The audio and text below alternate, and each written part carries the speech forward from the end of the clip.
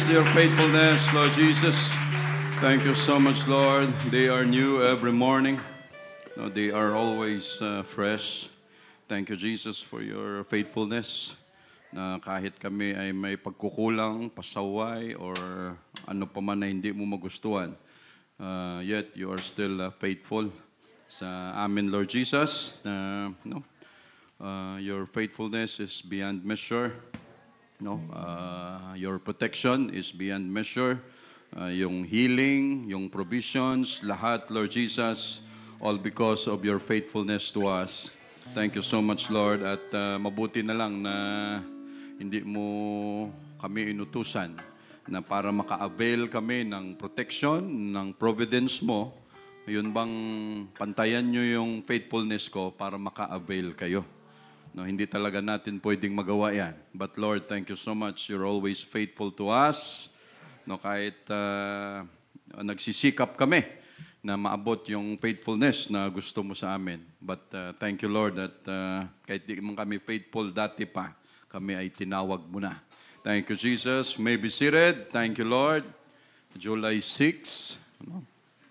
We welcome our visitors in the most precious name of Jesus, si Macy Gwen Olano at saka si Ramgali Olano. Magkakapatid ito, tsaka si Rowan Olano. Yung dalawang unang tinawag, yun yung naka-receive ng Holy Ghost. Thank you, Jesus. Jesus, galing sa Pasig Outreach natin. No, and also, we are so thankful to God na andito na yung mga kapatiran natin galing sa malayong lugar. Thank you, Lord, for protecting them. No, thank you, Jesus. We praise you, Lord. Nakaranas sila ng turbulence. Yung turbulence na mapapasigaw ka talaga.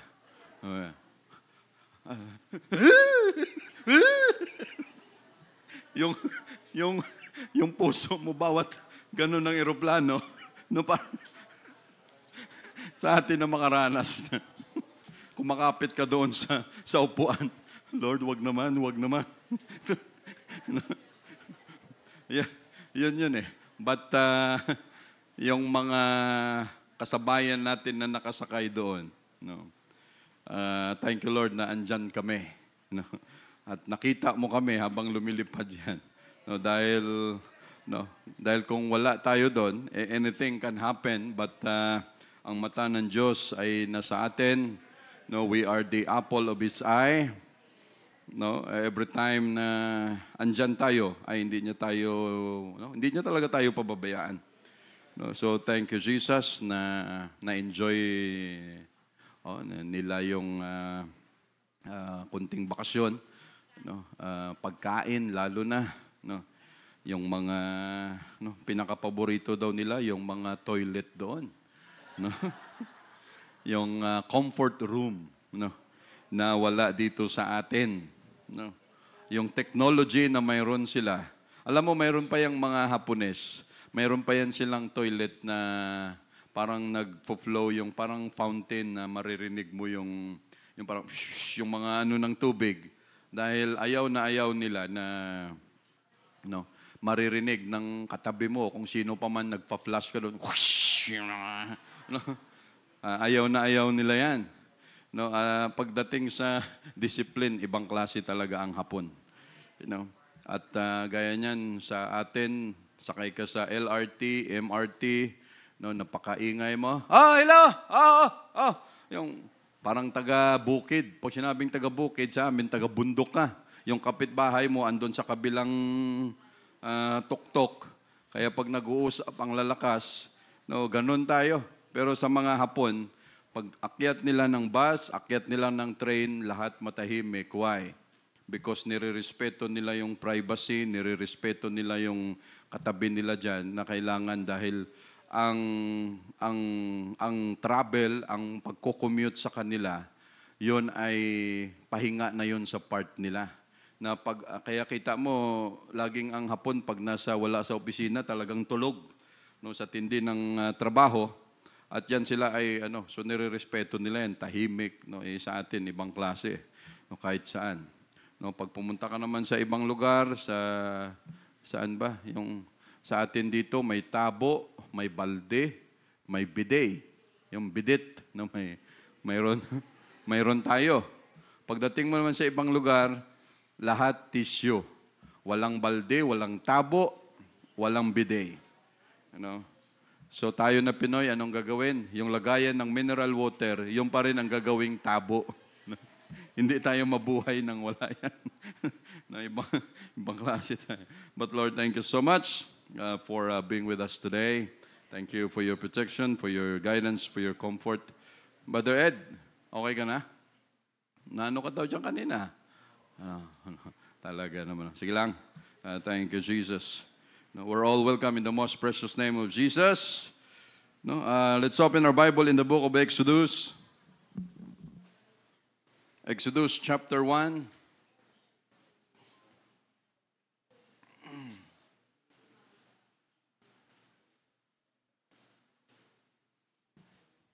Exodus chapter 1, verse 6. Umpisa natin sa verse 6. Exodus chapter 1, verse 6. And Joseph died, and all his brethren, and all that generation.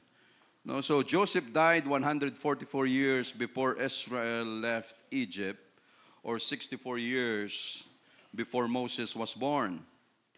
So 144 years, bago sila lumabas ng Egypt, doon namatay si Joseph, or 64 years bago pa man ipanganak si Moses.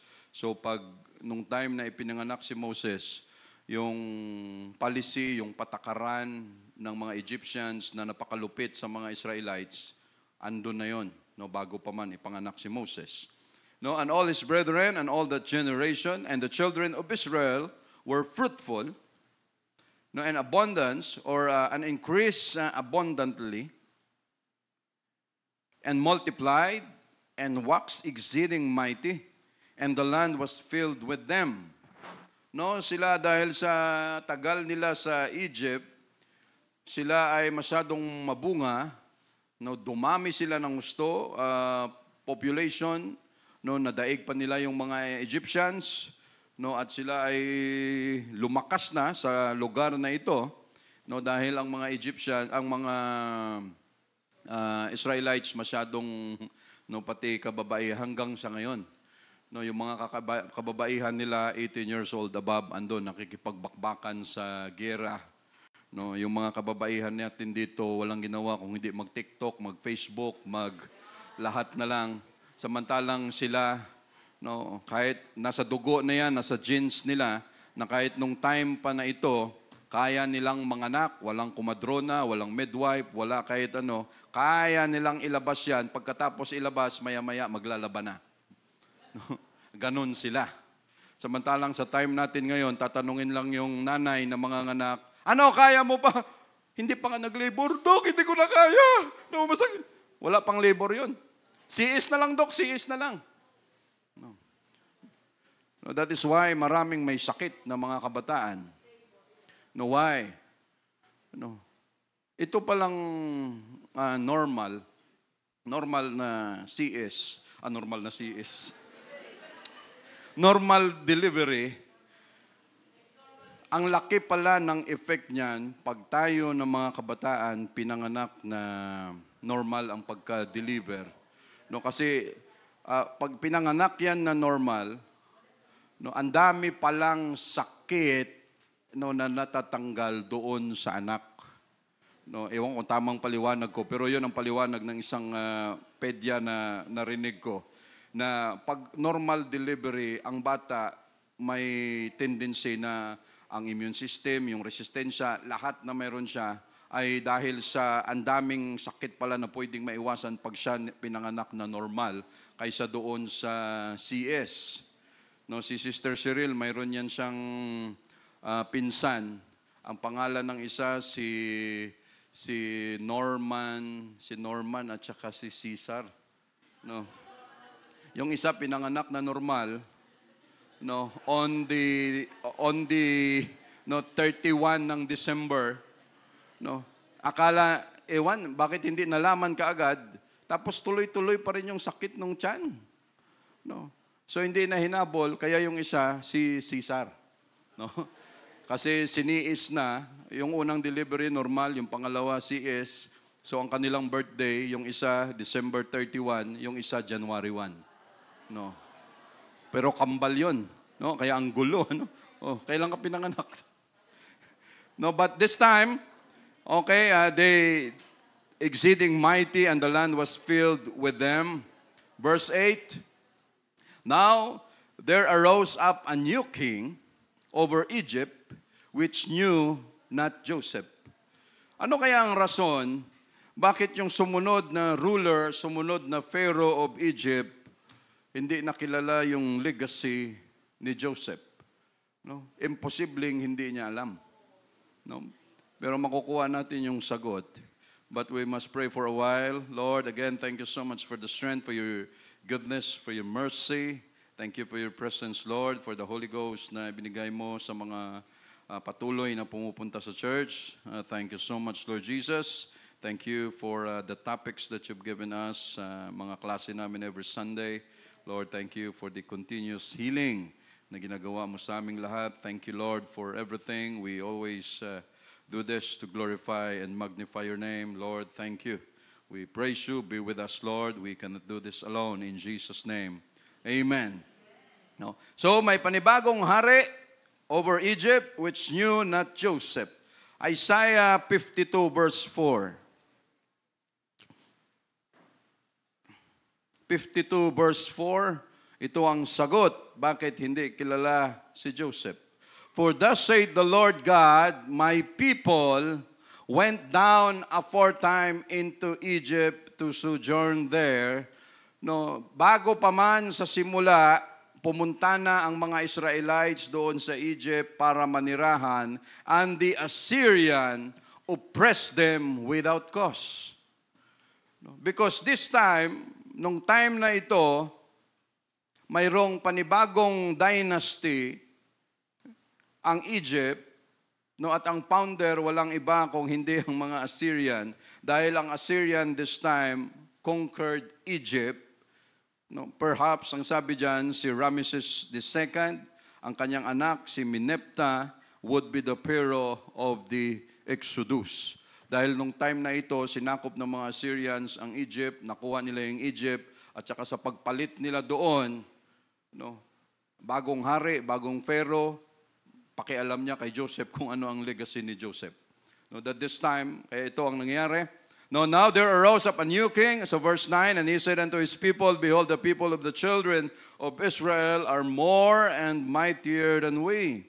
No, para silang mga balang pag nanganak, ang bibilis, ang dadami, ang lalakas, mas malakas pa sila sa atin. Come on, let us deal wisely with them, lest they multiply, and it come to pass that when there falleth out any war, they join also unto our enemies and fight against us, and so get them up out of the land. No, so gawin natin ito.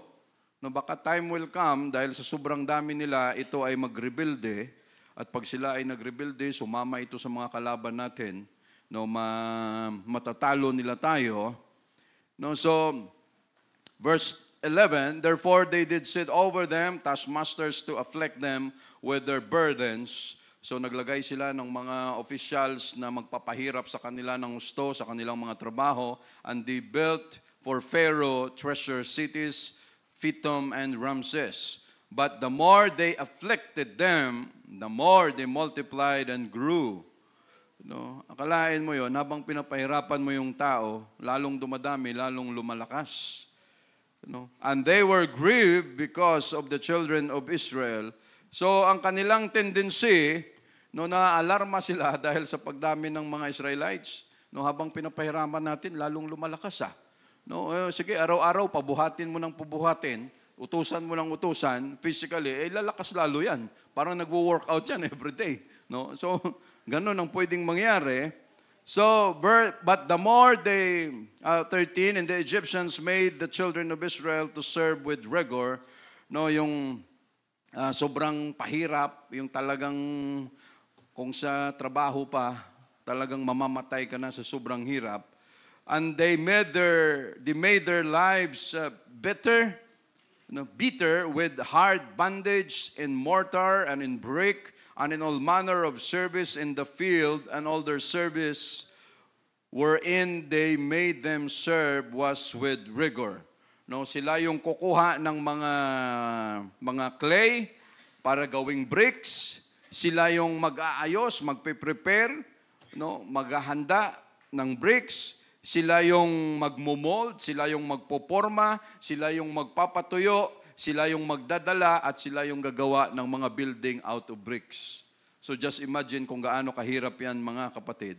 Napakahirap niyan. So lipat tayo dito sa verse 1 ng chapter 2.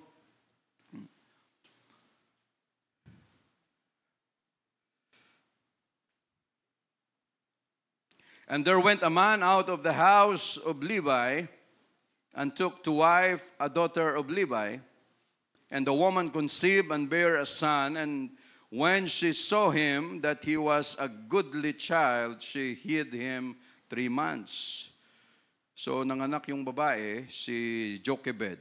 Sino yung kanyang tatay? Tatay ni Moses, si Amram. So for 3 months, pinanganak si Moses, goodly child.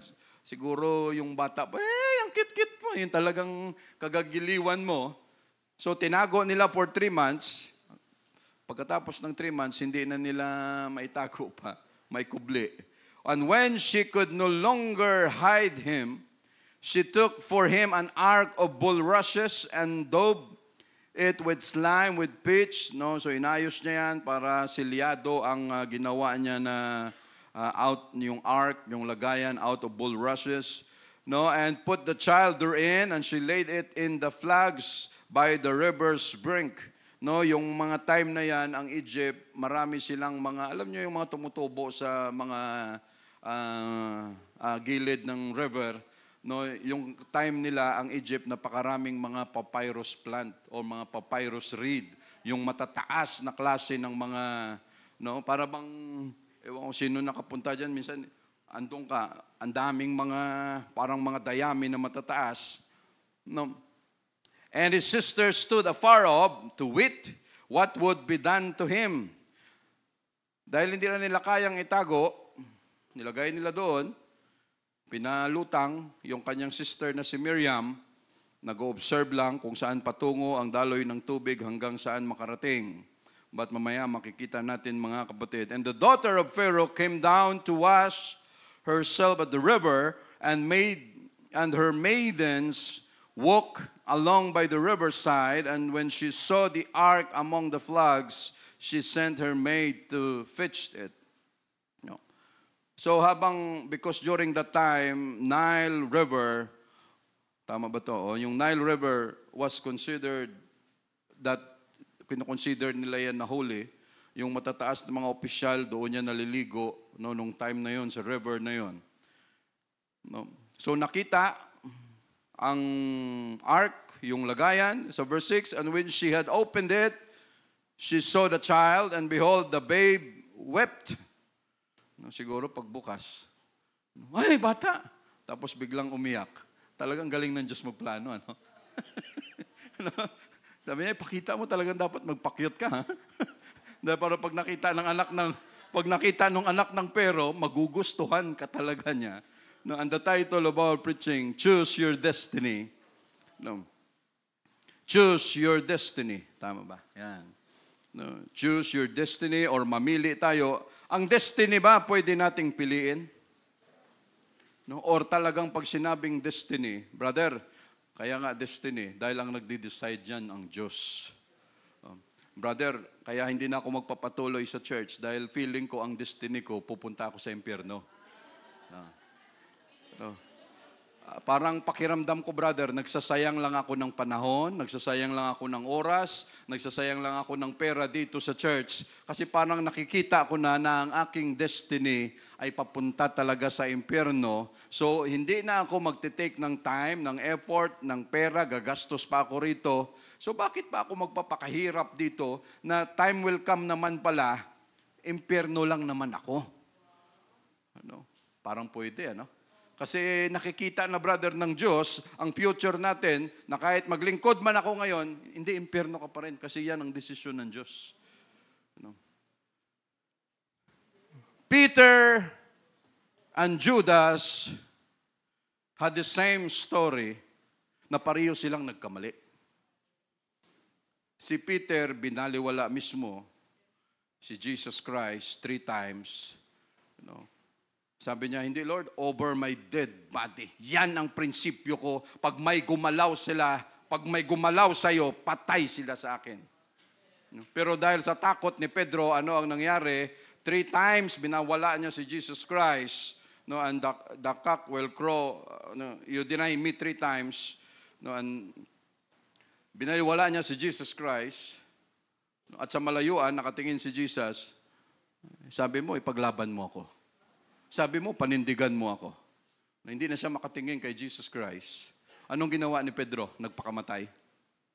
No. Hindi. Nagmuni-muni si Pedro. Pagkatapos niya nagmuni-muni, Lord, patawarin mo ako.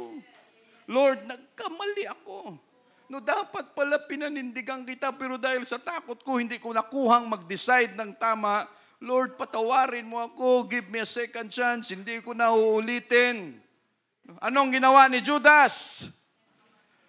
Nagkasala rin siya. Walang pinagkaiba kay Pedro. Si Pedro binaliwala si Jesus Christ. Si Judas binenta si Jesus Christ. Pareho silang nagkasala. Pero mali ang approach ni Judas kung paano ayusin ang isyu. Mali yung kanyang solusyon. Why? Pride pa rin. Ang tawag natin doon, although pwedeng mangyari, dahil nagkamali ka Pedro, nagkamali ka Judas, pareho kayo sa impyerno, hindi ko na kayo gagamitin. Pero anong nangyari? They altered their destiny. Ibig sabihin, we can change our destiny na papunta sa impyerno, pwede nating baguhan yan, or baguhin yan sa anong paraan? Because of repentance. And because of obedience to the Word of God, yun lang ang way na alam ng Diyos na ang papunta nating lahat, for all have sinned and come short of the glory of God. There is none righteous, no, not one. At alam ng Diyos, dahil tayo makasalanan, lahat tayo impyerno, nakita ng Diyos na yun ang destiny natin. Pero ano ang plano ng Diyos? You can alter, pwede mong baguhin ang iyong destiny by what? By repentance, by baptism in Jesus' name, and receiving of the Holy Ghost, at magpatuloy by obedience because of our faith, pwedeng mabago. Kaya walang sino mang tao dyan sa labas na pwedeng magsabi, brother, hindi ko na kaya ito, impyerno na talaga ako, hindi ko kayang baguhin ang aking bisyo, hindi ko kayang maglingkod sa Diyos, dahil mula pinanganak ako, ganito na talaga ang ugali ko, hindi ko na ito mabago, mga bisyo ko, hindi ko na ito mabago, lahat ng ito, brother, hindi ko na kaya itong baguhin, kaya tanggap ko na sa impyerno ako pupunta. That is your choice. Pero ayaw ng Diyos na yun ang choice na pipiliin natin. Pwede nating ma-impluwensyahan ang kanyang desisyon na lahat tayo pupunta sa impyerno by repentance. Anong ginawa ni Judas?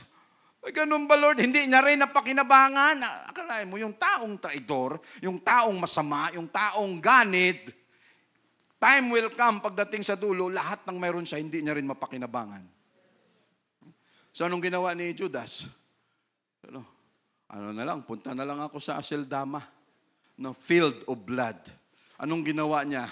Instead na magmuni-muni, hindi niya nakuhang magmuni-muni, hindi niya kuhang mag-isip, why? Hindi. Isa lang ang sabi sa kanya, mag-repent ka, magsisi ka. You can alter your destiny, pwede mong baguhin, pwede ka pang humingi ng second chance sa Diyos. Hindi na talagang hindi ko na ito. Baba ng self-esteem, ano? Hindi, kaya mong baguhin yan. Mag-repent ka lang, magsisi ka lang. Lumapit ka sa Diyos. Hindi na, brother. Anong gagawin mo? Alis na lang ako sa church. Ganun bang solusyon? No. Ang solusyon is to repent. And come before God, ask God for repentance, and then, Lord, have mercy upon me. Ayoko sa impyerno, gusto kong magpatuloy sa iyo, dahil yon ang destiny na dapat kalalagyan natin. So ano ang nangyari, mga kapatid? All No, God has a purpose, no, for all of us. No, some aspects are fixed. No, yung believers can influence, no, our destiny before God by faith, by obedience, by choices na mayroon tayo. Jeremiah was chosen by God as a prophet before birth. No, destiny ni Jeremiah na gamitin siya ng Diyos na propeta na sa tiyan pa lang sa, ano ang sabi ng Diyos sa kanya, when you were yet in the belly, I knew thee. Siya ba yung sinabihan na yun? No? Bago pa kita, si Isaiah ba yun o si Jeremiah? No, nasabi niya, hinuhugis ka pa lang, inano pa lang, nakita na kita. No, may plano na ako sa iyo. No. Ang Diyos, mga kapatid, wala pa man tayong may plano na siya, na sa time na ito, andito tayo ngayon sa church, worshiping and praising Him.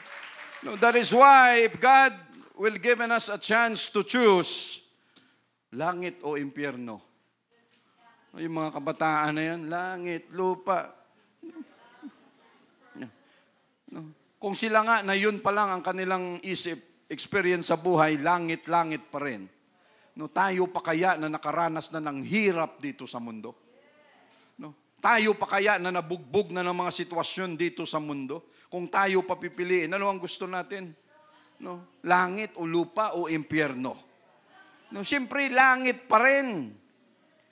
No, but again, no, human choices, responsibility, no, while God has a plan, no, tayo na mga tao, mayroon tayong capacity to make choices, no, na pwedeng makaapekto sa ating buhay, sa plano ng Diyos.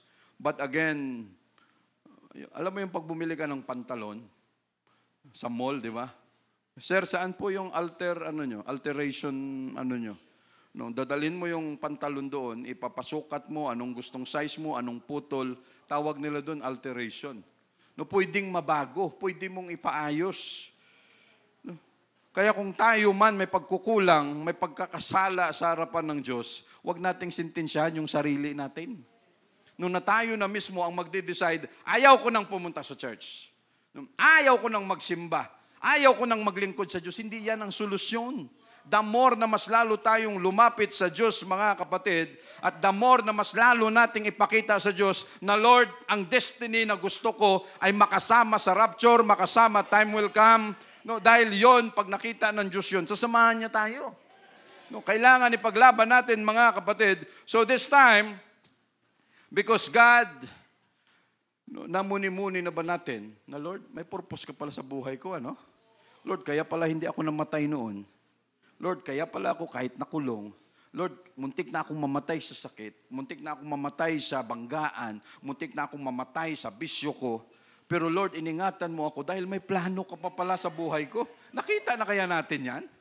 No? Why? Just like sa buhay ni Moses, mga kapatid, ano ang nangyari sa kanya? Ang Diyos may plano, walang kamuang-muang si Moses, ang kanyang mga kababayan ay nahirapan ng gusto sa kanilang sitwasyon, umiyak na sila sa Diyos, sumigaw, lumapit na sila sa Diyos, at ang Diyos may plano na isave sila through Moses, ilabas sila ng Egypt. So this time, ang Diyos ay may sariling plano at ang Diyos mismo dumadaan sa tamang proseso. Steps by steps process. No? Wala siyang nilalampasan yung tamang proseso. No? Tayo gusto natin kaagad, shortcut. Pag nakaramdam ng kunting sakit, ayaw na tayo. Pag nakaramdam ng kunting hirap, ayaw na natin. Lipat ka agad ng trabaho. Hanggat sa ikaw umabot ng senior citizen, 12 lipat ka ng trabaho. No? Dahil gusto mo lagi, walang mahirap sa trabaho. Ano? Kahit sino ang pakinggan mo, kawawa talaga itong mga millennials natin, mga new generation. Bakit sila naman yung nabubugbog lagi, ano? No, kayo na mga millennials, kayo na mga wala kayong pasensya, wala kayong, kawawa naman sila. Mga Gen Z, no? Kawawa naman sila lagi. No, so this time, because God is doing something, no, kung ano ang kanyang plano sa kay Moses, mga kapatid. No, so this time, si Moses bata pa. No, siguro, ang dami na nating naalala, mga kapatid. No, bakit hanggang ngayon buhay pa tayo? dahil yan sa plano ng Diyos sa atin, hanggang ngayon, buhay pa tayo. Kasi anytime, pwedeng may mangyari na sa atin. Anytime, but God still has a plan for us. Kahit yung mga tao nga dyan sa labas, sinasabi na nila, ay nakita ko yung katawan ko. Parang nakita ko na nakahiga yung mga tao na nagkasakit na feeling nila, namatay na talaga sila. Marami silang kwento na ganon. At nung bumalik na yung kanilang kaluluwa o espiritu doon, sa katawan, at nabuhay muli, ano ang kanilang kwento? May purpose pa pala ang Diyos sa akin. Kaya pala ako buhay pa. Second chance. Pero sa lahat ng chances, mga kapatid, huwag tayong magbiro-biro na, Lord, you have a lot of chances, you have a lot of mercy. Aalis muna ako sa church, babalik na lang ako after a year. Siguraduhin mo lang nakausapin ka ng Diyos, okay, alis ka muna kasi next year pa naman yung aking rapture. So, balik ka lang. Siguraduhin mo na ganun ang gawin ng Diyos. Pero kung wala, ay seryosuhin natin ito, mga kapatid. So, ano ang nangyari? And Pharaoh's daughter said to her, go and the maid, sa verse 8, went and called the child's mother. Kasi dito sa verse 7, sa verse 6, last sentence, this is one of the Hebrews' children. Isa ito sa anak ng mga Hebrew. Then said his sisters to Pharaoh's daughter, shall I go and call to thee a nurse of the Hebrew women, that she may nurse the child for thee? Kita mo ang Diyos pag nag-ayos ng problema. Pag ang Diyos naglatag ng sitwasyon, it seems a very big problem to us, mga kapatid. Why? Ano ang ginawa ng nanay? Sana hindi na lang ako nanganak. Nanganak ako, tapos pag nalaman ng Pharaoh, lalaki pa ito, time will come, ito maging sundalo, papatayin ito. Tapos ngayon, anong gagawin ko? Sayang, kawawa naman yung bata. Ipapaanod ko na lang sinong matinong nanay ang gagawa niya na ipaanod mo lang. Nakaraang araw, ano ang ginawa nung magulang? Siguro sa takot, iniwan yung baby doon sa loob ng jeep. Pinabayaan lang. Siguro dahil sa takot, iniwan na lang doon, di alam kung anong gagawin. Siguro yung iba niya, pag nanganak ba kaagad, Sister Ning, may postpartum kaagad yun? Pwede yun, ganun? Sabay? O mag-aantay pa ng ilang araw? Pwede rin, iniwan lang yung anak. And this time, itong kay Moses, ang ginawa nung nanay, yun, pinalutang-lutang. Napakalaking problema, napakalaking crime ang ginawa ng magulang. But I believe it's all for a purpose, for a destiny. May plano ang Diyos dito sa kay Moses, all under the instruction of God. Pero anong dating niyan sa atin? Lord, ang laki ng problema. Yun ang nakikita natin. Lord, hindi ko gagawin to yun. Pag hindi mo naman dyan pinalutang, papatayin naman ng Pharaoh kasi binabahay-bahay kung sino ang may anak, sino, may narinig akong nanganak dyan. O pag nalaman ni Pharaoh, patay ka. Wala siyang choice kung hindi gawin, itago lahat. Para sa atin, malaking problema. Pero pag ang Diyos ang naglatag ng sitwasyon in favor to us, ang tingin natin problema, pero ang ganda maglatag ng Diyos. Nung mag-asikaso ng Diyos, napakaganda, mga kapatid. Na para sa atin, nakakatakot, pero sa Diyos, opportunity na makita natin kung paano siya gumalaw sa buhay natin. So this time, ito ang nangyari, yun yung may term, bakit na may term na lutong Macau? Hindi ko maintindihan, bakit Macau ang, hindi ba lutong Goto, lutong Macau, lutong, basta yun ang kanilang ekspresyon. Ano ang nangyari dito? Because God has a plan for Moses, because Moses was destined to be a leader of Israel, a lawgiver, ang tawag nila kay Moses, being a leader. Anong ginawa ng Diyos? Akalain mo yan, nung nakita, dahil si Miriam nakasunod kung saan pupunta, nung nakita, anong pakiramdam mo? Patay, nakita pa. Disgrasya tayo rito, sana hindi nakita. Anak pa ng Pero, papatayin yan. Lahat na lang ng negative na pwede nating maisip, pwedeng pumasok. Pero lahat naman ng plano ng Diyos, iba ang dating sa Kanya. No? Sa atin, kung ano lang ang nakikita natin, to see is to believe, limited lang ang ating thinking palagi sa kung anong nakikita natin. Pero ang Diyos, iba ang kanyang plano, na nung nakita ni sister ni Moses, si Miriam, anong ginawa niya? Lumapit kaagad siya at ano ang sabi niya? Gusto mo ipaalaga natin? Nung maghanap ako ng mag-aalaga sa kanya, anong sabi ng daughter? Said to her, go, and the maid went and called the child's mother. No, hindi ka pa ba maniwala na ang Diyos ang naglatag ng lahat ito? No, ang pabor sa iyo. Pinalutang mo, pagkatapos na malutang, makita ng anak ng Pero, kinuha at sinabi sa iyo, sino mag-aalaga? Sige, no, bibigyan ko ng authority yan, hindi mamamatayan yung Hebrew na anak na yan, no, against the policy na kailangan patayin ito. Pero anong ginawa ng Diyos? Okay, makita mo yan. So, ano ang nangyari? Alagaan mo yung bata na yan. Ay, siyempre, anak ko yan. Alagaan ko talaga yan. No? At bibigyan ka pa ng sahod. No? Lahat ng kailangan ng baby na yan, lahat ng gatas, ng diaper, lahat ng mayroon siyang needs, isupply sa kanya, lahat ng mga antibiotics, kung mayroon sila nung time na yon, no, ibigay lahat dyan, mga vitamins, no, ibigay. No? Ang galing magplano ng Diyos, ano? No. Pero minsan yun ang nakakatakot dahil ang nakikita lang natin, talagang Lord, ang laki ng problema.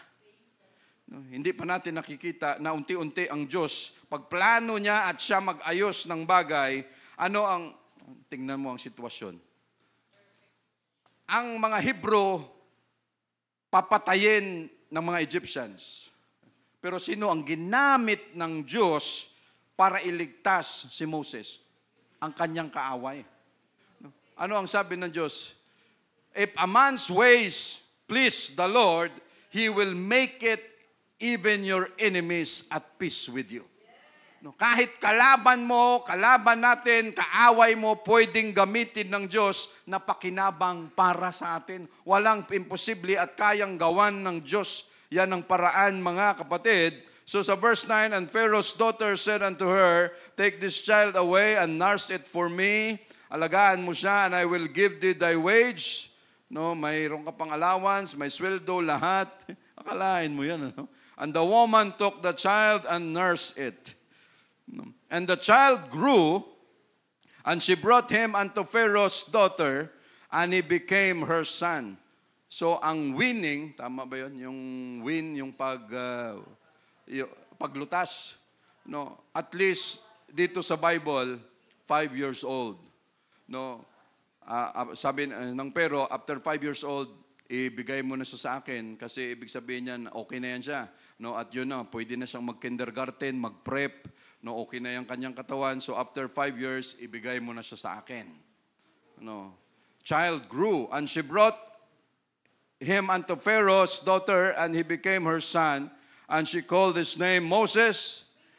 And she said, because I drew him out of the water. So ang nagpangalan sa kanya, walang iba kung hindi yung kanyang nanay na anak ng Pharaoh, Moses. Ibig sabihin, drew out of the water. No, dito na tayo mga kapatid sa verse 11. No, ano ba ang destiny ni Moses dito? No, ano ba ang kanyang papel dito? No, Moses' life was a destiny, destined by God, to use him as a leader of Israel. No, anong purpose for Exodus? No, to lead them under the direction of God. No shortcut, steps by steps. No process by process. No, to fulfill the promise of God. No, sa verse 11, and it came to pass in those days when Moses was grown, nung lumaki na si Moses, and at this age, 40 years old na siya, that he went out unto his brethren, and looked on their burdens, and he spied an Egyptian smiting an Hebrew, one of his brethren. No, si Moses lumaki sa Egypt, pero ang kanyang prinsipyo ay Hebrew. No, why? Dahil yon ang ininstill, yon ang ibinaon ng kanyang nanay kung paano siya lumaki na may puso, may prinsipyo na kung ano ang mga mayroon sa mga Hudyo. No? So every day, binibisita niya yung mga kapwa niya na mga Hebrew at nakikita niya kung ano ang pahirap na inaabot ng mga Hebrew na ito. No, and look on their burdens, and he spied, nakakita siya ng isang Egyptian na sinasaktan yung isang Hebrew, na kanyang kababayan, and he looked this way and that way, and when he saw that there was no man, he slew the Egyptian and hid him in the sand. No. Remember mga kapatid, kung paano bumaliktad yung turning of events, kung paano mag-shift bigla na ang buhay mong maganda biglang maging trobulos. Andyan sa kalsada, sarap-sarap ng driving mo, sarap ng buhay mo, ganda ng buhay mo, tapos bigla kayong nagkatinginan, barilan agad. Yung shifting nung pagbabago ng buhay mo, nakapatay ka o ikaw ang makulong o ikaw ang mapatay, sobrang bilis. Dahil sa klase ng emosyon, so this time nakita ni Moses, nasaktan si Moses na yung kanyang kababayan, sinasaktan, muntik ng mapatay ng isang Egyptian. So anong ginawa ni Moses? Palingon-lingon muna siya. Okay, walang tao. No? Gano'n naman tayo. Pag gagawa ka ng krimen, siguraduhin mong walang nakatingin. No? Wala namang gagawa ng kalukuhan na may nakatingin. No? Wala. Huwag kang aamin kahit nanalo ka pa sa korte. No? Wala namang kriminal na gagawa ng krimen na may nakatingin.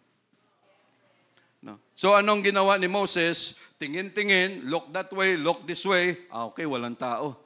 Nung nanggigigil ako sa iyo, ba't mo sinasaktan ang kababayan ko? Papatayin kita. Pinatay nga niya, nung napatay niya na, krimen upon krimen, pagkatapos na pinatay niya, anong ginawa niya? Maraming buhangin sa disyerto. Maraming buhangin sa Egypt. Binaon niya yung bangkay doon, okay na, solved na. Lord, walang nakakita.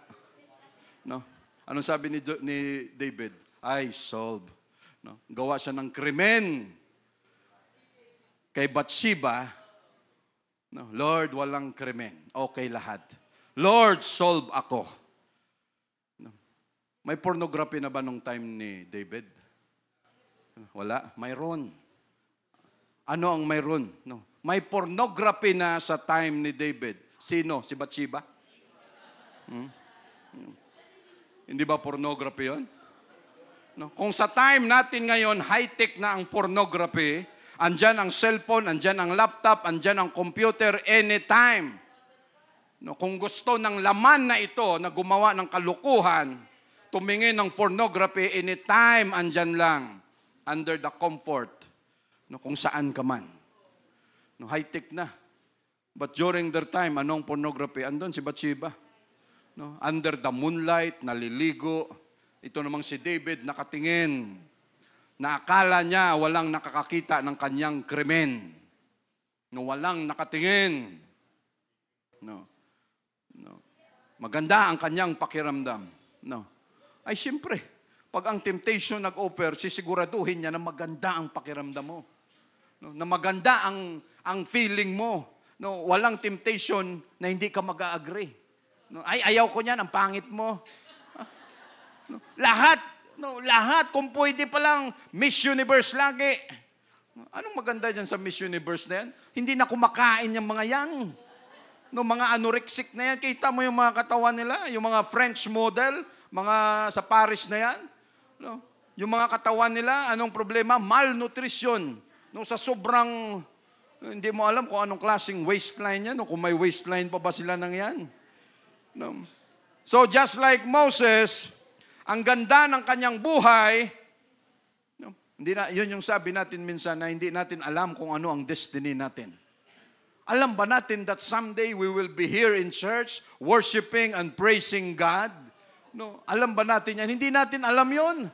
Pero ano ang plano ng Diyos? May plano pala siya that someday, siya mismo gumawa ng parahan, dalhin tayo rito. Akala natin magtatrabaho lang tayo sa isang company, and then suddenly sa company na yon, mayroon palang isang apostolic at sasabihin sa iyo, try mong pumunta sa church namin. Anong kamalay-malay natin? Wala tayong kamangmuang na ang Diyos pala may plano na that someday, dadalhin niya tayo rito mga kapatid.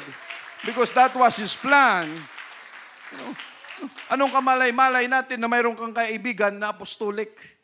Anong kamalay-malay namin? Anong kamalay-malay ko?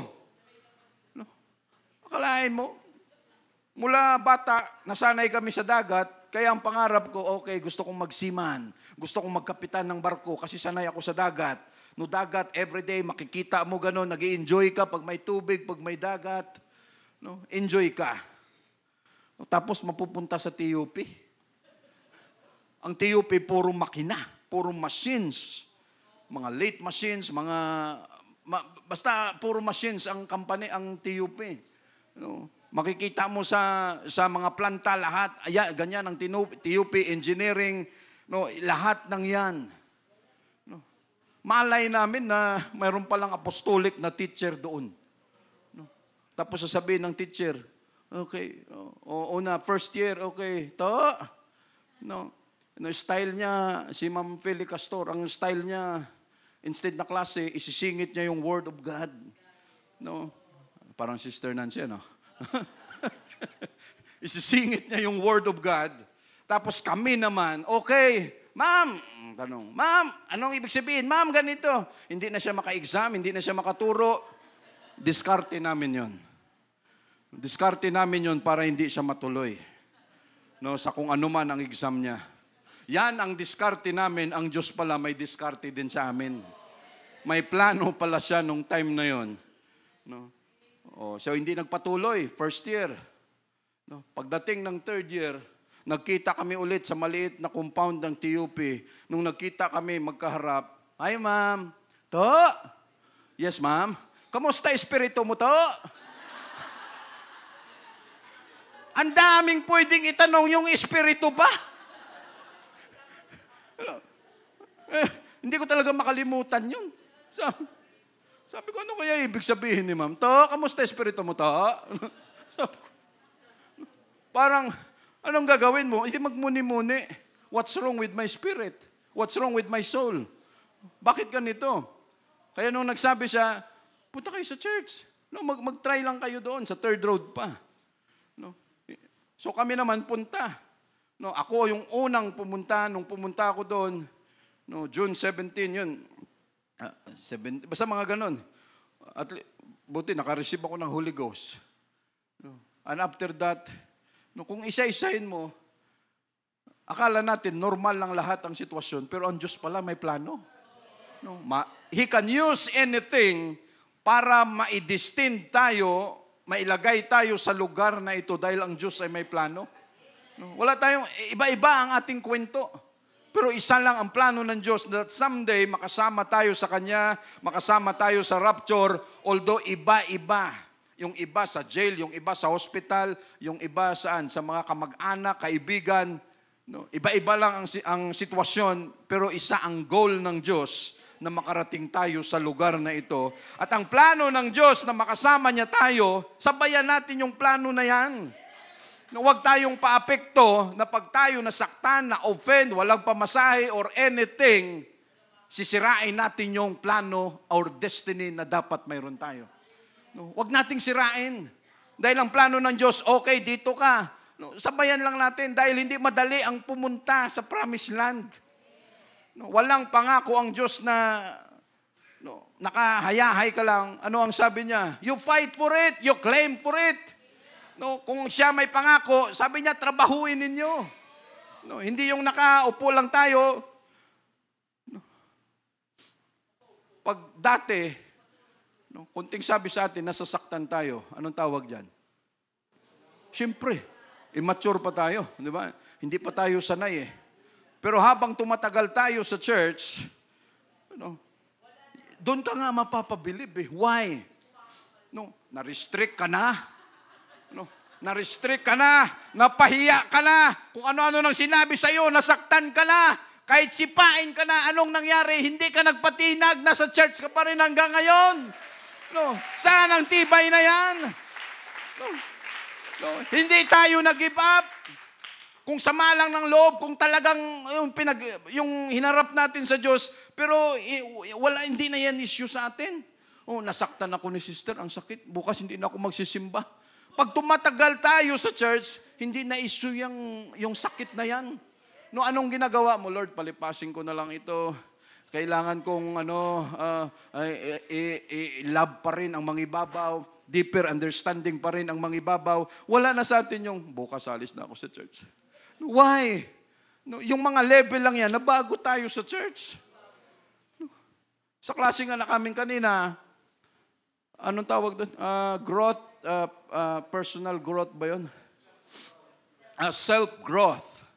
No, ang sabi niya doon, 20 years ka na sa church, no, walang problema kung hindi nagbago ang integrity, ang prinsipyo mo sa doktrina, sa teaching, kung hindi nagbago, sabi niya maganda yan for 20 years.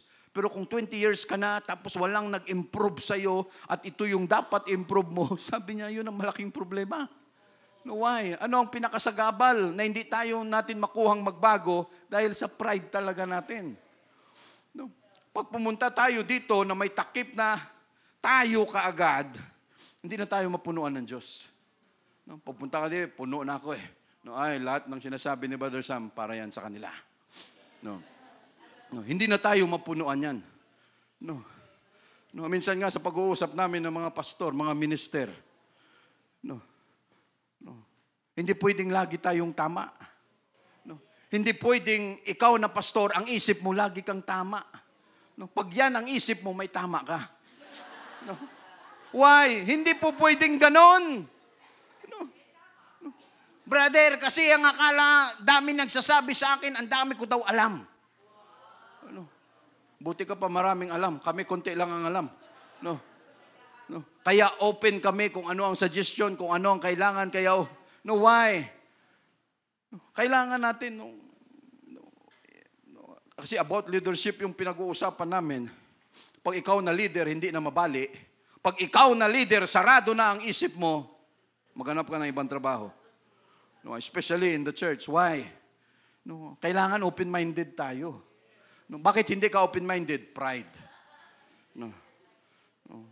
No, sabi nga namin kanina, halimbawa, si Brother Larry lumapit sa akin, Sister Kate, Sister Ellen, o sino pa man, Brother Roland, Brother Sam, ganito, mukhang ano yung sinabi mo. Ay, sige po, thank you po for the reminders. No. Pero pag sinabi kong, sino kayo? Sipain ka ng Diyos dyan eh. Sino ka? Why?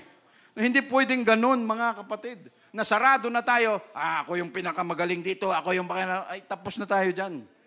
No, hindi pwedeng sarado ang isip. Walang self-growth, walang personal growth. And again, education plays a vital role in our growth.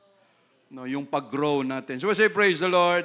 No, so, and the child grew, and sa verse 11, it came to pass in those days, sa verse 12, and he looked this way, and that way, binasa na natin kanina, sa verse 13, and when he went out the second day, behold, 2 men of the Hebrews strove together, and he said to him that did the wrong, wherefore smitest thou thy fellow? No, nung lumabas si Moses on the second day, no, may nakita siyang dalawang kababayan niya na nag-aaway, yung isa kulang na lang patayin, yung isang Hebrew na kanyang kababayan. Ang sabi ni Moses doon sa gumawa ng mali, sabi niya, bakit mo sinasaktan, no, ang iyong kapwa Hebrew? Sa verse 14, and he said, who made thee a prince and a judge over us? Intendest thou to kill me as thou killest the Egyptian? And Moses feared and said, surely this thing is known. No, ang sagot sa kanya, sino ka para husgahan kami at magsabi sa amin ng ganyang bagay? Ganon din ba ang gagawin mo sa akin sa pagpatay mo sa Egyptian? No. Grabe, no? Akala natin walang nakakakita sa krimen o kalokohan na ginagawa natin. Pero anong sabi ng Diyos? Magtago ka man sa impyerno, magtago ka man sa Marianas Trench, no? na pinakalalim ng mayroon sa dagat natin. Sabi niya, akala mo hindi kita kayang puntahan? Akala mo hindi ko kaya kitang makita? Sabi niya, kahit saan, no, nakikita kita. No. So ano ang nangyari? Ang sabi ni Moses, sigurado na ito ay malalaman. No, because ang tawag doon, Brother Ed, there is no perfect crime. No, walang perpektong krimen. No, kahit big time ka pa. Ano ang sabi ngayon? Yung mga missing sa Bungeros, doon daw no, sa Taal Lake, pinaglulubog yung kanilang mga no, mga kanilang mga bangkay. No, skeleton in the closet. No, so nabubulgar na. And he said, sa verse 15, now when Pharaoh heard this thing, he sought to slay Moses. But Moses fled from the face of Pharaoh and dwelt in the land of Midian, and he sat down by a well. Siyempre, pag nakagawa tayo ng krimen, anong tendency natin? Itago. No? At ang tendency natin, tumakbo. Dahil nalaman ng Pharaoh, papatayin siya ng Pharaoh, tumakas si Moses from Egypt papunta sa Midian. This time, mga kapatid, ano ang layo ng ng Egypt papuntang Midian? Ang layo nito, between 300 or 500 kilometers to 1,200 kilometers. Yung binyahe ni Moses para lang makalayo sa kanyang krimen, para hindi siya mapatay. No? And that is part of Saudi Arabia right now, yung Midian na kanyang pinuntahan. Ganon kalayo ang binyahe niya para siguradong hindi siya mahabol ng Pharaoh. Just imagine, mga kapatid, and Moses, anong sabi diyan? Moses fled from the face of Pharaoh and dwelt in the land of Midian, and he sat down by a well. Gaano kabilis ang sitwasyon na dati ang ganda-ganda ng buhay mo, tapos biglang magsishift. No preparation at all. Walang warning, wala man lang kahit ano, tapos aalis ka, sarili mo lang ang dala mo. Dahil hindi naman kagaya nung time na yon na may aeroplano, may kung ano pa man, na pwede ka pang mag-prepare, tapos madala mo ang gamit mo, magpanibagong buhay. Moses was a criminal at kailangan niyang tumakbo sa batas, kailangan niyang umalis kay Pharaoh, at sa pag-alis niya, wala siyang dala kung hindi sarili niya lang. Anong klaseng emosyon, anong klaseng kaisipan ang dala-dala ni Moses habang nagtatravel? Ang ganda-ganda ng buhay ko sa Egypt. I am the prince of Egypt. Ako ang trabaho ni Moses, siya ang naglilid sa bakbakan. Pag may mga gera sila, yun ang kanyang main trabaho. No, siya yung leader, siya yung captain doon sa bakbakan. Ang ganda ng kanyang buhay. Tapos, kinabukasan, biglang magbago. Hirap nun. No, tanggalan ka ng lahat ng comfort na mayroon ka. No, at ang iniisip mo lang, Lord, ganda naman ang buhay ko dati. Pero nung pumunta ako sa church, nagkagulo-gulo. Nagkalabo-labo. Lahat ng mahal ko sa buhay, hindi na nila ako mahal. No? Si mama ko, si papa ko, kung ano-ano nang sinasabi. Mga kapatid ko, mayroong masabi. Opisina ko, boss ko, lahat mga kaklase ko, mayroon na silang masabi sa ngayon na dati naman lahat kaklose ko sila. Lord, ganito lahat, parang ang buhay ko parang sumikip nung ako pumunta sa church. No, totoo ba? No, totoo. No. Pero yun ba ay destiny? Yun ba ay sadya ng Diyos na mangyari sa atin? No. Sa tingin ni Moses, anong kamalay-malay natin?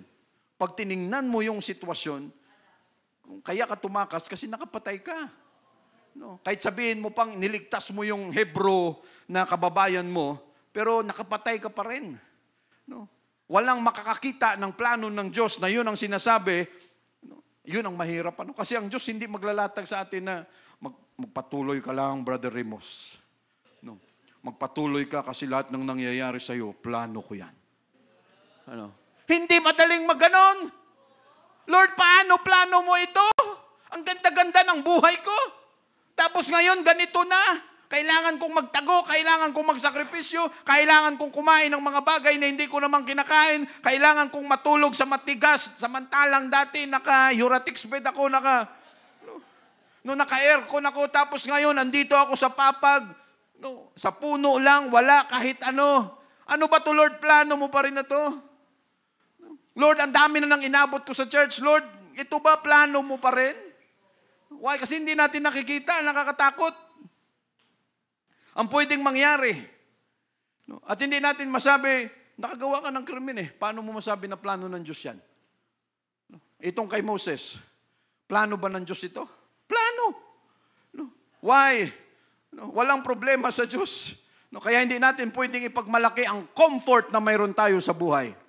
Whatever we have in our life, hindi natin pwedeng ipagmalaki because kinabukasan lang pwedeng baguhin ng Diyos yan. No? No, isang charger lang ng cellphone. Pinagmalaki mong bahay. Pinagmamalaki mong kotse. Naka-EV ako ngayon na bahay. Na kotse. No, naka-Tesla ako, yung Cybertruck niya, 11 million pala yun. No, yung Cybertruck na Tesla, pang magmamalaki mo. No, pag umusok lang bigla yung battery, buong kotse mo sunog. No, pag umusok lang yung charger mo, buong bahay, kasama kayong 4 na mga anak mo dyan sa Malolos, ubos sila. No? Wala tayong pwedeng ipagmalaki o ipagmayabang. No? So ano nangyari? Moses fled from the face of Pharaoh. No, ang hirap. No, how can we choose our destiny?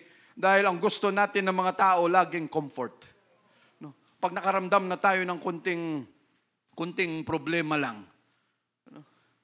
Parang yung sa aeroplano na yan, parang nakakatrauma, no? No, kasi alam mo yung sakay ka, tapos no, biglang mag-turbulence. No, yun yung sinasabi mo na, Lord, samahan mo lang kami rito. Huwag mo kaming pabayaan. Why? Yung turbulence pa naman, yung talagang pagbagsak, no, tapos sunod-sunod. Lord, ito na ba? No, Lord, destined na ba kami rito? No, why? Dahil maraming nangyari yan. Gusto mo lang mag-enjoy, pagbalik mo, kabaong na. No? Gusto mo lang mag-enjoy, pero pagbalik mo, wala na. No? But again, we are so thankful to God. Iba ang destiny natin, mga kapatid. No? Iba ang plano natin, or iba ang plano ng Diyos sa atin, mga kapatid. How many times nangyari na sa atin? No? Sa atin. Lahat tayo nakakaranas ng sakit. Kahit anong gawin natin sa katawan natin, nakakaramdam tayo. No? May mga time na akala mo, yun na. Kasi yung hininga mo, parang mapuputol na, di ba? Buti na lang, pag ganun mo ulit, ay, Lord, thank you. Lord, thank you, buti mayroon pa. No? Pero anong sabi ng Diyos, mga kapatid? No? No? Kung maganda ang pangako niya sa atin na naglilingkod dito sa lupa, anong sabi niya? Mas maganda ang kanyang pangako na wala na dito tayo, mga kapatid. That is why, if God has given us a chance to decide our destiny, kung may mahal tayo sa buhay, mga anak, magulang, kapatid, na ayaw na nila sa church, kung yun ang planong destiny na gusto nilang puntahan na mapalayo sa Diyos, wag natin silang samahan. No? No? Magpatuloy tayo. Why? Ito ang destiny na gusto natin. Lord, gusto naming makasama sa'yo. No, kahit mahal pa yan natin sila, emotionally, may connection tayo sa kanila, pero pagdating sa sitwasyon na, Lord, kung gusto nila, ayaw nila sa'yo, gusto nila doon sa mundo, Lord, ang gusto namin, makasama ka. Lord, ang gusto namin, ito ang destiny na binibigay mo sa amin. We can alter our destiny. Ang plano ng Diyos dati na pwede na tayong mapasama, papunta sa impyerno, pero binigyan tayo ng Diyos ng choices. Gusto mong pumunta sa langit, you choose this. Nung magsisi ka, magrepent ka, magpabaptize ka in Jesus' name, magpatuloy ka, makareceive ka ng Holy Ghost, dahil yan ang plano ko sa iyo at yun ang dapat nating samahan, mga kapatid, na plano ng Diyos natin. So, now the priest of Midian had 7 daughters. No. So, anong ginawa ni Moses? Nakarating siya sa land of Midian. Sa ngayon, party yan, parang northwest ng Saudi Arabia. Badrimos, ang Midian. No, and he sat down by a well. No, andong ka sa upuan, sa well, nakapwesto ka doon, anong gagawin mo? Magmuni-muni, siyempre. Lord, bakit ko nagawa to? Ang sarap ng buhay ko. Lord, ano ba to? Wala na akong future, wala na akong lahat, ganito, ganyan. Pwede mong maisip yon. No, ano nangyari sa buhay ko? No, the priest of Midian had 7 daughters, and they came and drew water and filled troughs to water their flock. No, ano na lang yan, lagpasan na lang natin yan. No, so verse 20, and he said unto his daughters, and where is he? Why is it that you have left the man? Call him that he may eat bread. No, sabi ni Jethro, sabi niya, tawagin niyo yung tao niya na tumulong sa inyo.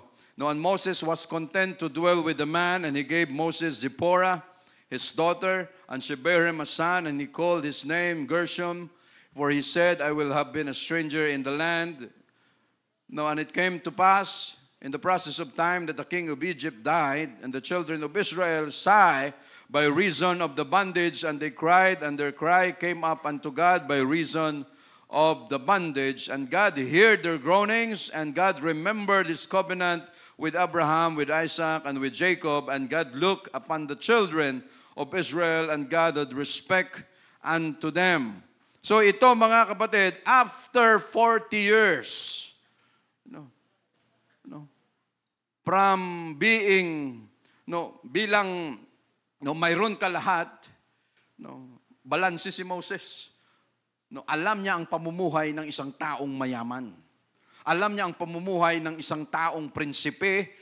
Comfort, alam niya lahat yan. Pero ano ang ginawa ng Diyos? For 40 years of training, because number 40 is the trial, testing, and probation ng tao. Another 40 years na training in the wilderness, from prince, naging shepherd boy, naging tagapag-alaga, tagakuha ng tubig, lahat, from something, nilagay sa ng Diyos dito sa bagay na kung sino ka dati, ngayon you are nothing. Hindi madali yun. Pagdating dun sa labas, busing ka. Pagdating dito sa church, magwawalis ka. Pagdating dito, maghuhugas ka ng pinggan, i-schedule ka dyan. Anong yan? Di ba parang binabanatan yung pride mo? Hindi ko dapat gawin yan. Ganito ako ganyan eh. Kaya ang tao, marami siyang hindi magawa sa buhay niya because of pride. Nalilimitahan ang kanyang buhay sa paggawa ng mga bagay dahil wala na siyang inisip, ganito ako eh. Ba't ko gagawin yan? Hindi ko dapat maganito dyan. Ang dami niyang dapat gawin na pwede pa, pero dahil sa pride natin, nalilimitahan tayo dahil wala ka nang inisip kung hindi ang titulo mo. Lord, ganito ako eh. Wala ka ng choice. Kriminal ka, Moses. Wala ka nang maipagmalaki ngayon. Anong sitwasyon mo? Wala ka na ngayon. Kahit andyan sa Bilibid, pag may makausap ka dyan, andyan na yan sa loob, pero marami pa rin mayayabang dyan. Brother Ricky, buti na lang, nakalabas na. Di ba? Maraming naiwan doon. Akala mo pag nagkwento minsan, akala mo, yun ang problema sa tao eh. Akala mo kung ano ang mayroon sila, hindi mo ba nakita? Andito na nga kayo sa loob eh. Ano pa ba ang pwede nyong ipagmalaki? Andito na nga kayo. So dahil ang Diyos may plano kay Moses, mga kapatid, from something, naging nothing si Moses, from being a prince, naging shepherd boy, anong purpose ng Diyos? Is to train Moses.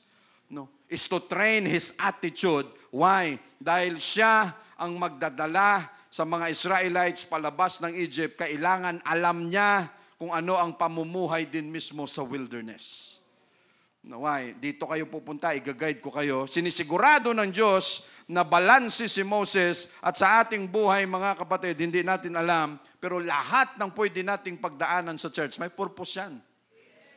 May purpose, baka masave pa yung mahal natin sa buhay. Kung dati kang walang pasensya, ngayon binigyan ka ng Diyos ng pasensya. Kung dati kang walang pagmamahal, ngayon may pagmamahal ka na. Why? Lahat yan, may purpose ang Diyos para may masave pa tayong iba. May masave pa tayong mahal sa buhay, kamag-anak, or anything na andyan sila.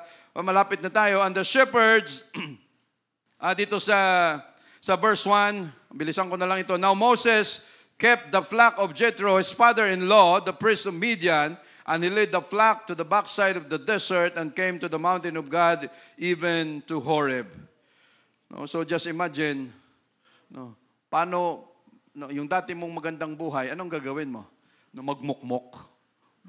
Umupo na lang doon sa well, umupo na lang sa ilalim ng puno at magsabi lagi, dati ang buhay ko talagang boss ako eh, talagang manager ako, magmumukmuk ka na lang dyan forever? Tanggapin mo na ganyan ka na ngayon para makamove on ka na. For 40 years, tinanggap ni Moses, wala na yung dati kong buhay, ganito na ako ngayon. At hindi, anong malay ni Moses na ang Diyos pala may plano? Wala siyang kamuang-muang dyan.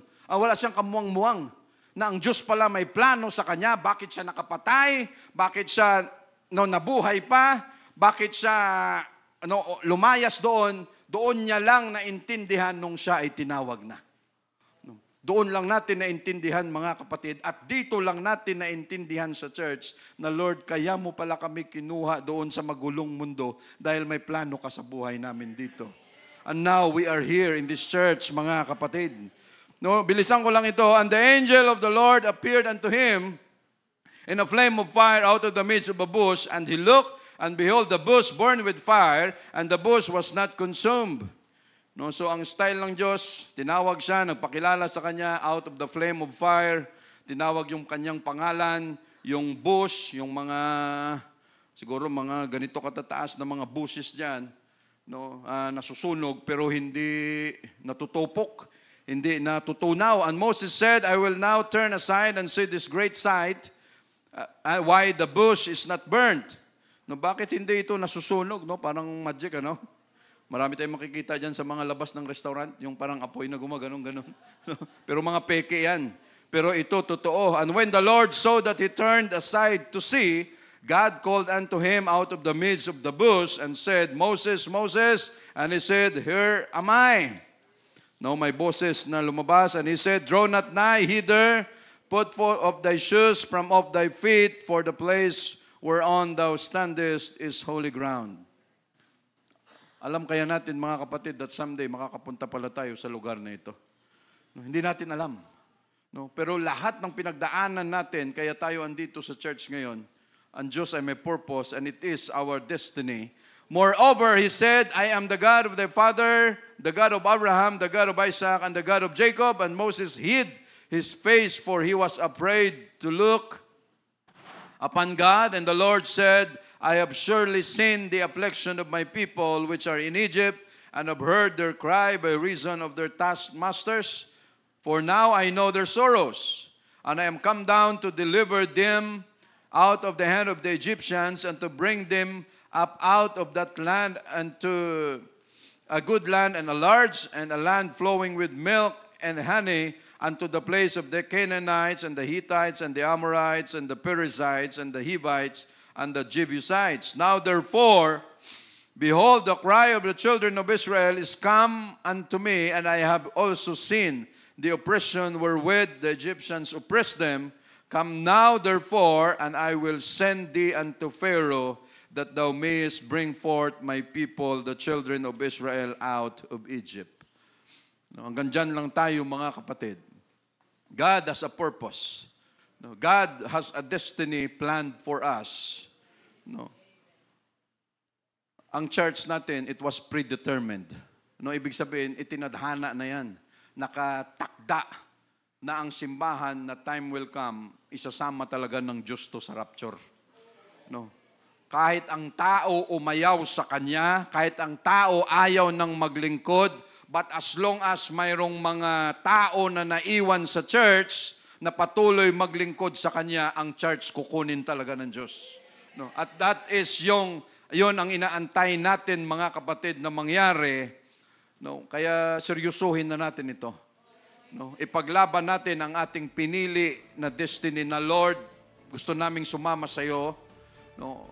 Mahirap man ang pwede naming pagdaanan, but we believe na lahat ng hirap na yan, plano mo yan para kami makasama sa rapture. No, again, we must choose wisely, no, our destiny. Thank you, Jesus.